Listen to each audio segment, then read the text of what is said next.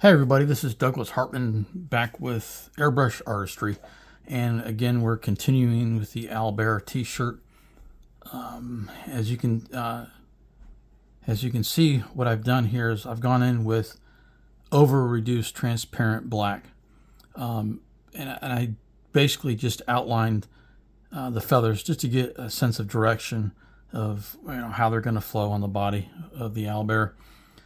And now what I'm doing, this is transparent black, and this I've used just straight up wicked black, and it's overly reduced. To give you an idea, these are 1 ounce bottles, and the first line here I fill it up with reducer. I use 4011 reducer, and from here to here the second line is with this straight paint, and that's the reduction that I use, and that's what I have in the airbrush right now is just straight up wicked black. And again, I'm using my Iwata HPC Plus with the 0.3 millimeter needle and nozzle setup, and at the air compressor the pressure is set about 25 psi. And again, I'm going to just go in and kind of hit the tips of some of the feathers to get some of my darks in. And when I complete that, I'll go back in the next stage of adding even a little bit more detail. And anyway, so here we go, and it's really simple. Again, it's just like over here, I want to you can see over here it doesn't go out that far. Originally it didn't go out that far, but I want to have, so you get the sense that he is much more forward in the background.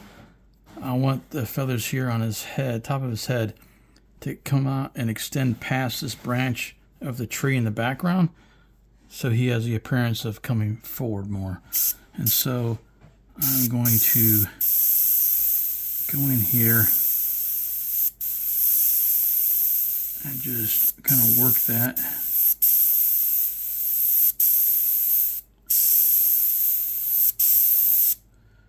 Like so.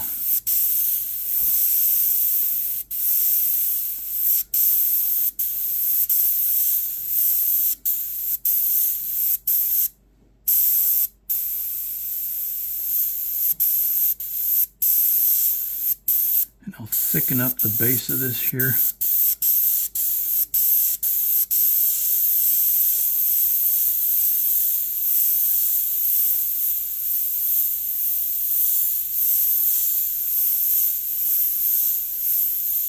A little bit.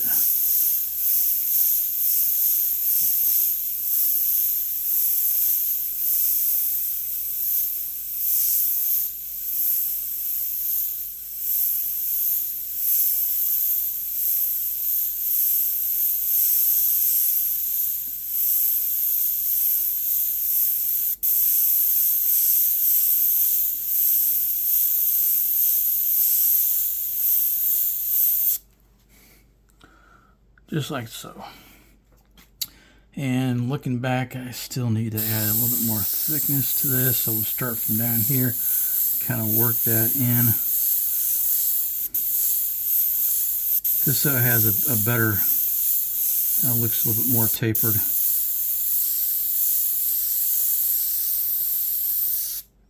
Appearance. But you can see, and now that this feather here is coming off the top of his head, the headpiece there, it's going in front of this branch, so it helps it look just more forward in the composition, which is important.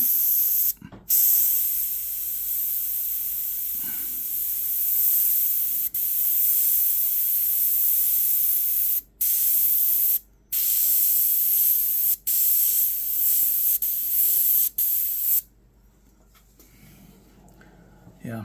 Now I need to make sure I do that with this one over here once I move over to the other side there. And remember, when you're airbrushing, always make sure you take care of the tip dry on your airbrush. I use when I clean my airbrushes and what I dip my Q-tips in to take care of tip dry is ammonia-free Windex and I usually reduce it like half and half, 50% with water. But I just lay it on the needle there and roll it. A lot of people, you'll see they'll use their fingertip, their fingernails to get the tip dry off. And I tell you, I don't know how many needles I've bent doing that. And so I stopped doing that. And now I just lay a Q-tip on the needle there and I'll roll it.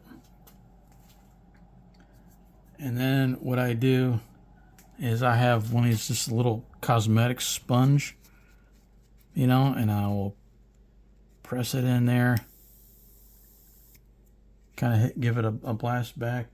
And then over to my right, I have a little easel set up with paper on it to blow out the airbrush on it. All right, so getting back to this, so I'm just going to continue here, and I want to break up this outline here that I did with the pencil. So I essentially have his arm coming back around here, and it's kind of like he's part, it's a cross between an owl and a bear, so this is kind of like the hump on his back or whatnot.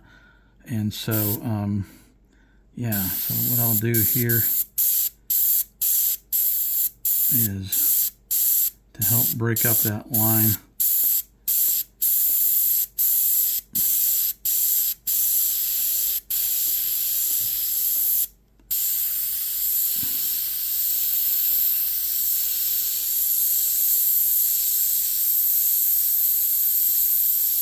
Just to get in there.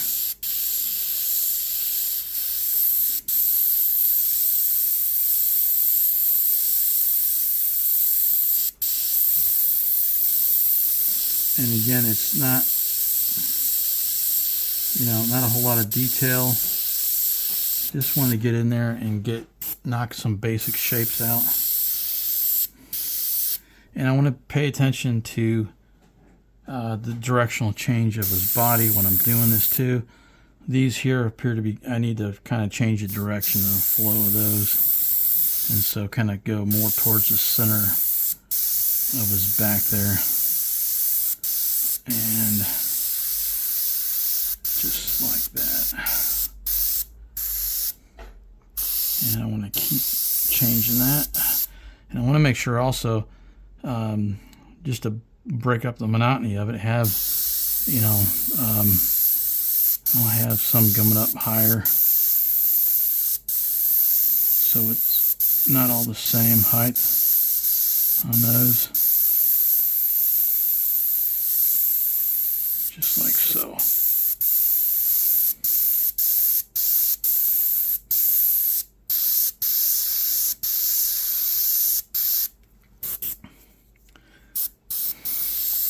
And go ahead and get some of these in here.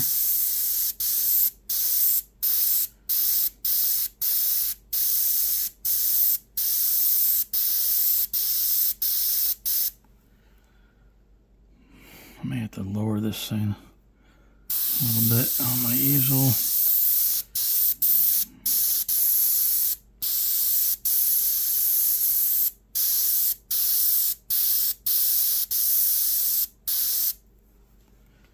Again,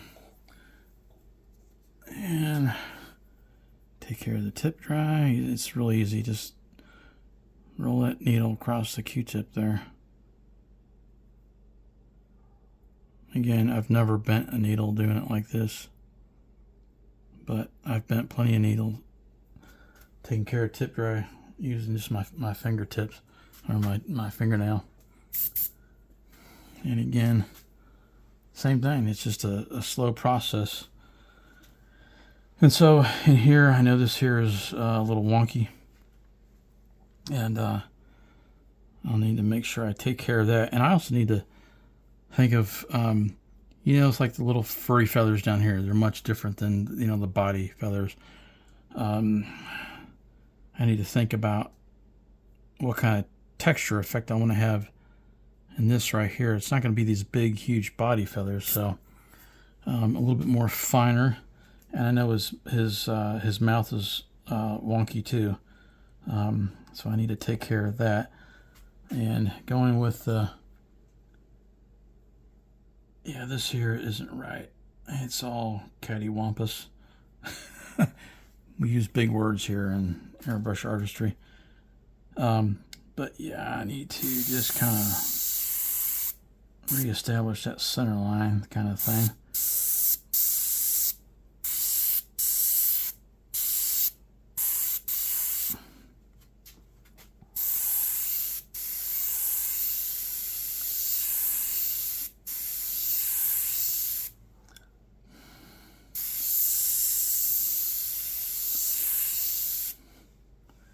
There.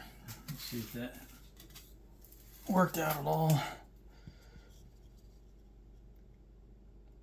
Yeah, kind of sort of close enough. Easy peasy lemon squeezy. All right. And so, yeah, so then I need to figure out, okay, what am I gonna do here? Top of his beak is coming down there. So I want to be nice and delicate with these. And I'm getting really, you know, a lot closer in here with the airbrush.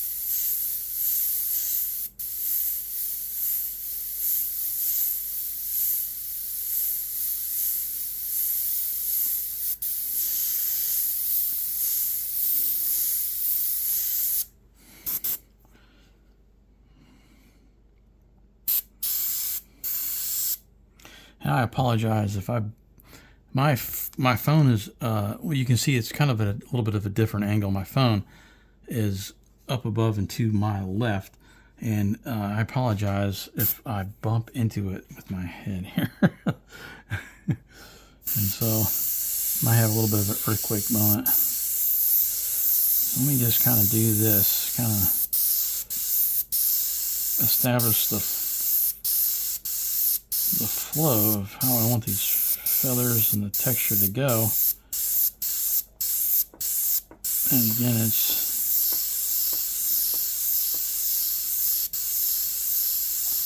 and I'm just rocking my finger back and forth on my trigger here for the paint.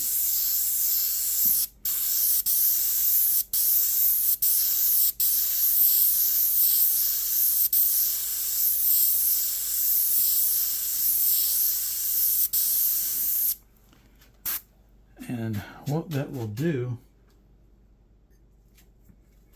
you know, it's kind of like the same concept of how I did the background with the trees. You know, when I was doing it, I wasn't thinking, okay, I'm going to put a tree here, I'm going to put a tree there. I just started, you know, applying paint in linear motions, because that's how trees grow. And then once you start seeing, you do that over and over in the same kind of pattern, then you can add more detail to some of them, you know. And let me continue with this and I'll show you what I mean. But again, always on the air and just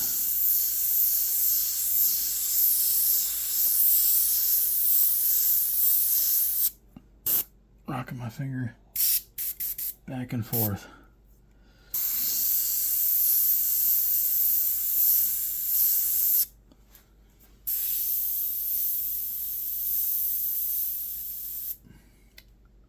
And I do got a bit of, I don't know if you could tell, when I came back again, if you notice, the line work was a little bit thicker.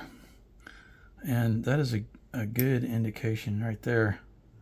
And I still had a little bit of tip dry on my needle there.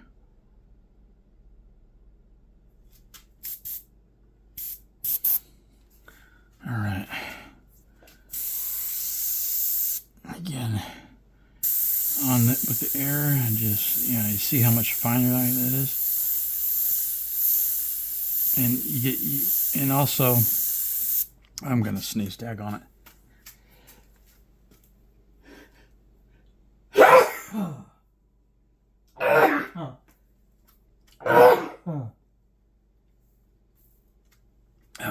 Excuse me. Yep, I'll have to edit that out.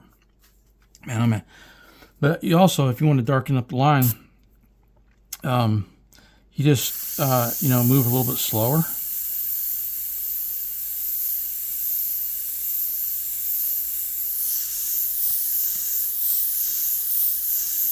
But I don't want to get too dark right now.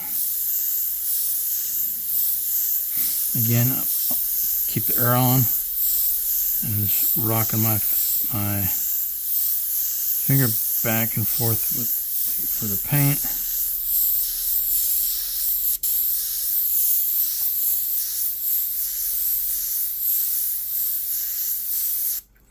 So now what I can do is I can get in there and fine tune some of the shapes in here of how I want them to be.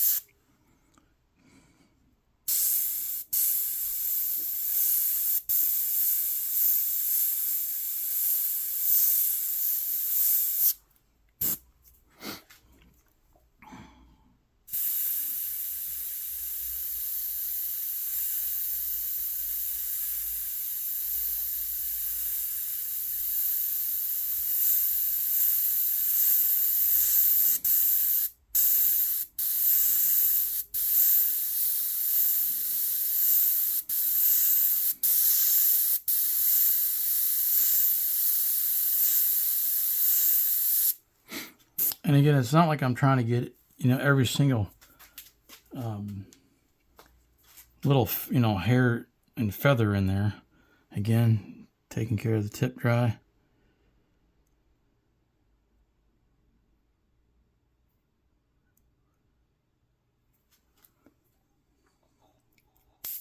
But it's like kind of like the same principle of when you're doing hair. When you're airbrushing hair, you're not airbrushing every single little strand of hair. You're doing it in groups. But it gets, you do that and you define some of them, and it looks,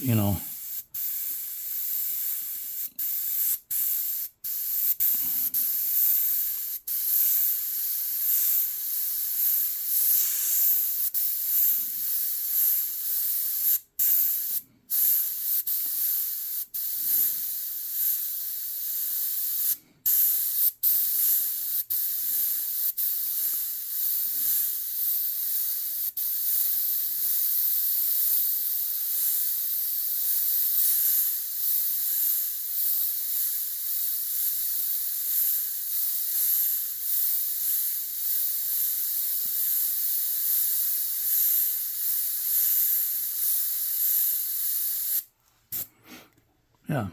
Again, easy peasy lemon squeezy.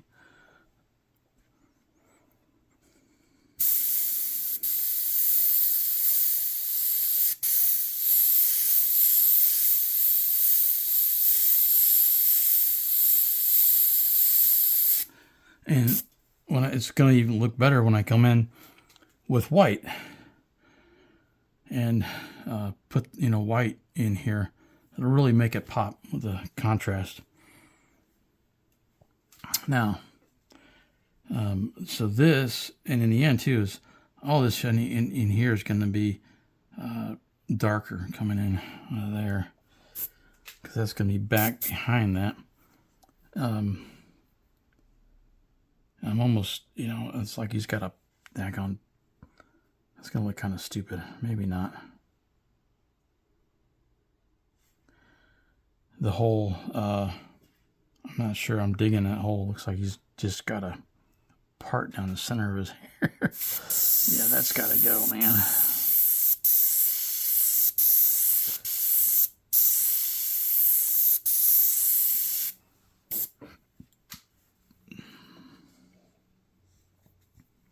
I didn't realize how stupid that looked until I started working on it more. Okay, so then we got this guy here. And just add a couple, to break up that line, just add a couple of flyaway feathers on there. Like that. And that helped break that up. And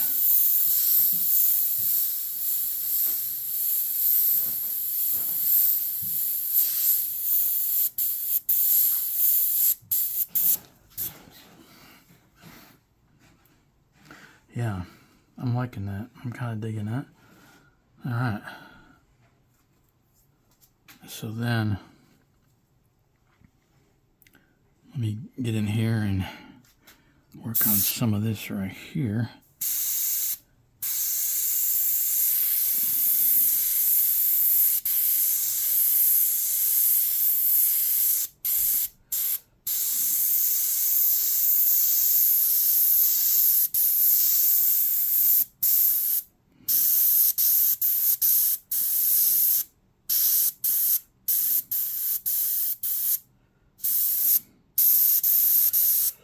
I have to focus really hard on, I used to do a whole lot of snakes, and I'm trying not to, I'm like, and these are looking like snake scales, and I don't want that to happen.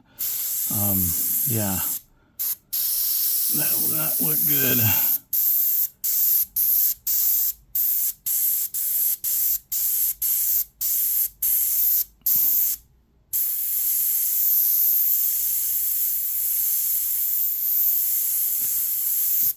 Yeah, some of these I need to round off the edges of some of these feathers so they're not looking like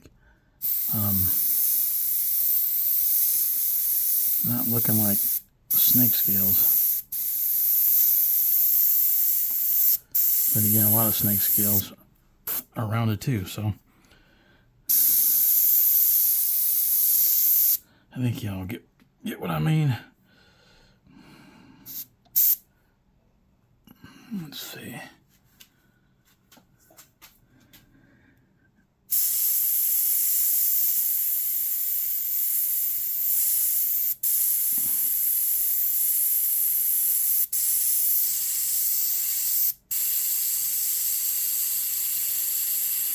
And when I'm doing the tips, a lot of times, you know, when I'm doing the edges, I'm closer. When I'm putting the black in, I'm kind of, I'm getting back a little bit, backing off.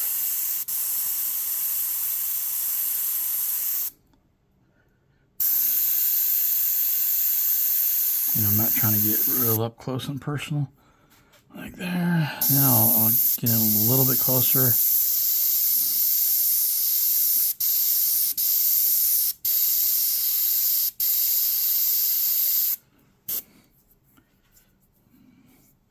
Trying to keep it somewhat random with which feathers have a lot of black on the tips.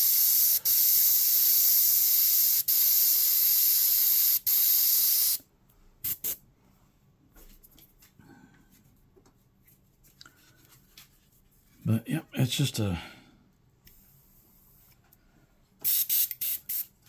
it's a very slow and tedious process, but it makes it worthwhile. And so when I get this stage of what I'm doing over the whole owlbear, what I'll do is I'll heat press it, and that'll help set it up. And again, it'll help lay the nap of the shirt down and slick it out a little bit. And then again, I'll come back in and add more, you know, detail. But yeah, I don't want this to be a 5-hour video or anything like that. But But yeah, so I think what I'll do is you kind of get the gist of the next stage of this painting, and how I'm working out different effects of it. Helping to make him look like he's coming more forward. Just that simple thing right here, putting the feather on his head, in front of the branch instead of cutting it short like I did over here, will help immensely in the composition. And same thing. You can't see him in this part, but he's standing on some rocks and stuff, and so putting his cast shadow on those rocks will bring him closer to the viewer. But anyway, I hope you enjoyed the video, and I think what I need to do a video on, in the beginning stages, I had a huge problem with not reducing my paint as much as I needed to, and so I was always clogging up the nozzles, and then I'd have to use like an old needle to unclog the nozzles, and I would end up ruining my nozzles and stuff like that.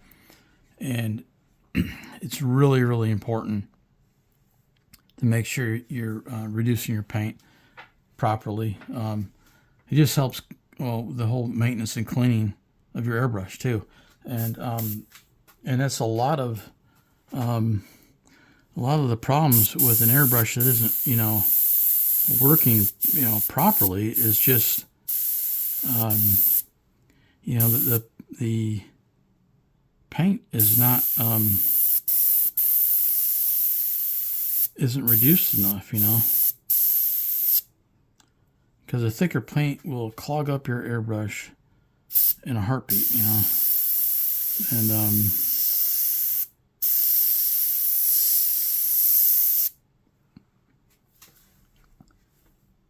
what I need to do, I need to make sure I'm adding. See, in the arm, you got feathers going every which way. I need to make sure I try to add some of these here. So,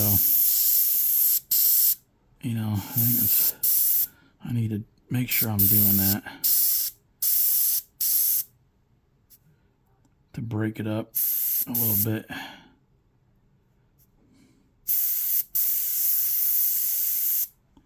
Add some different shapes to them.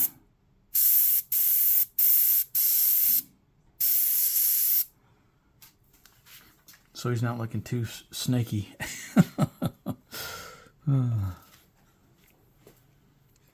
But yeah, let's see. So again, I'll go in here.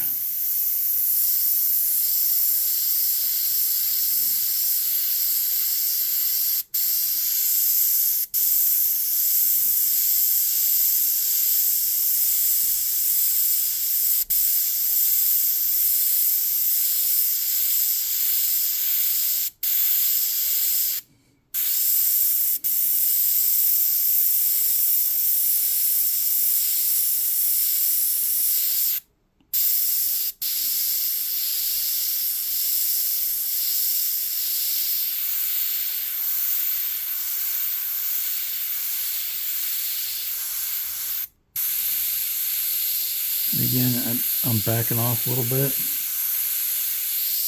and get closer, get the sharper edges, and back off to lay in more color.